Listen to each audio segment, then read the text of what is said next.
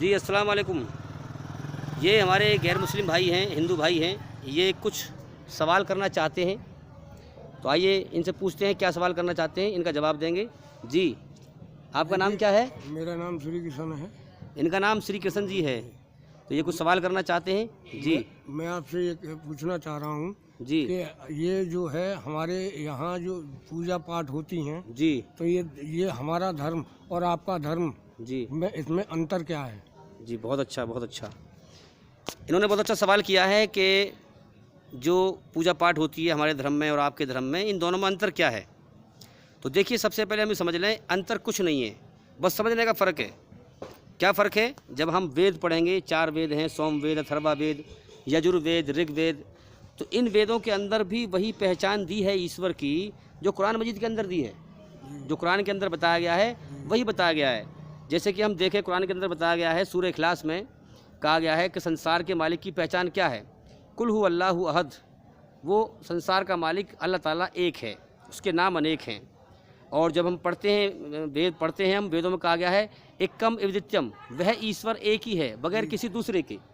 वह ईश्वर एक ही है बगैर किसी दूसरे के।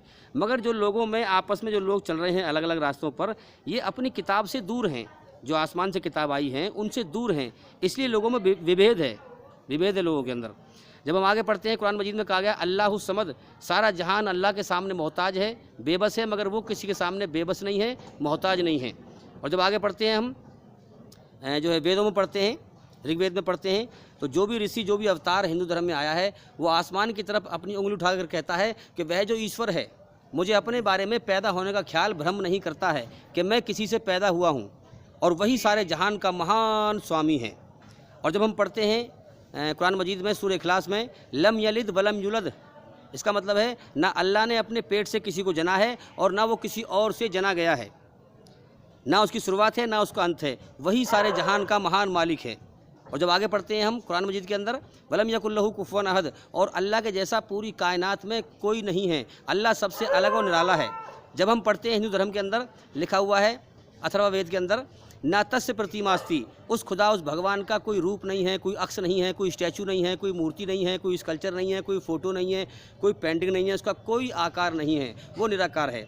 तो जब हम गौर करते हैं तो क्या बताया जा रहा है वेदों के अंदर कि उस सच्चे मालिक का कोई रूप आकार नहीं है। आप क्या करें? सष्टांग करें। जितने भी ऋषि धरती पर आए उन्होंने सष्टांग किया, ज़मीन पर अपने 8 अंग गिराए और ईश्वर की भक्ति की। ज़मीन पर अपने 8 अंग गिराए, ईश्वर की भक्ति की। अब 8 अंग गिराकर जब आप भक्ति करेंगे तो वो बन जाती है नमाज। जैसे एक पहला माथा, दूसरा नाक, 2 हाथ, 4, 2 घोंटू, 6 और 2 पैर, 8 अंग गिराकर जब आप नमाज पढ़ेंगे और कोई चीज़ अपने सामने नहीं रखेंगे, 8 अंग गिराकर जब आप सष्टांग करेंगे और कोई चीज़ अपने आगे नहीं रखेंगे आकार, तो वो नमाज कहलाती है। तो ये ईश्वर का सही तरीका है पूजा करने का। किसी भी चीज़ की जो आकार वाली चीज़ हो उसकी हम पूजा ना करें, ईश्वर की पूजा करें। ये सच्चा रास्ता है, आप समझ गए? जी, तो ये सच्चा रास्ता है। बिल्कुल ठीक। जी आप संतुष्ट हो गए कि नहीं? हाँ बिल्कुल ठीक है आपका सवाल, वो जवाब। लेकिन एक सवाल और है मेरा आपसे जी पूछिए। कि ये जो ये शक्ति है, जी अदृश्य शक्ति है, इसको हम देख सकते हैं? जी, इनका सवाल ये है कि जिस शक्ति के बारे में आप कह रहे हैं, जो संसार का सच्चा मालिक है, क्या इस संसार के सच्चे मालिक को हम दुनिया में देख सकते हैं कि नहीं? इनका सवाल ये है। तो इसका जवाब ये है, कुरान मजीद में कहा गया है कि ईश्वर हमें देख सकता है मगर हम ईश्वर को नहीं देख सकते। निगाहें उसे पा नहीं सकती मगर वो निगाहों को पा लेता है। मतलब क्या हुआ कि इस संसार में, संसार के सच्चे मालिक को इन सर की आँखों से इस संसार में हम देख नहीं सकते, महसूस कर सकते हैं। कैसे? जैसे हवा चलती है तो हवा को आँख से हम देख नहीं सकते, शरीर पर लगती है तो महसूस करते हैं।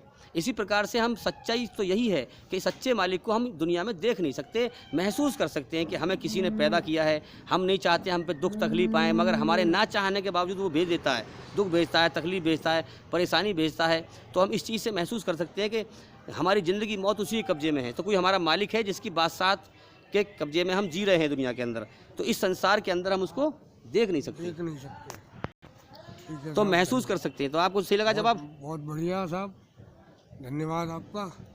अच्छा चलो ठीक है, आपसे मिलकर बड़ी खुशी, फिर दोबारा मुलाकात करेंगे। जरूर। ठीक है, आप हमारे चैनल से जुड़े रहें और चैनल को लगातार देखते रहें। हम जो भी ज्ञान बताते हैं अच्छा ज्ञान बताते हैं, तो इसलिए गौर करें और हमारे चैनल के अंदर जाकर एक एक करके सभी वीडियो देखें ताकि आप जल्दी से जल्दी अंधकार से निकलकर रोशनी में आएँ। ठीक है, अस्सलाम वालेकुम रहमतुल्लाहि व बरकातुहू।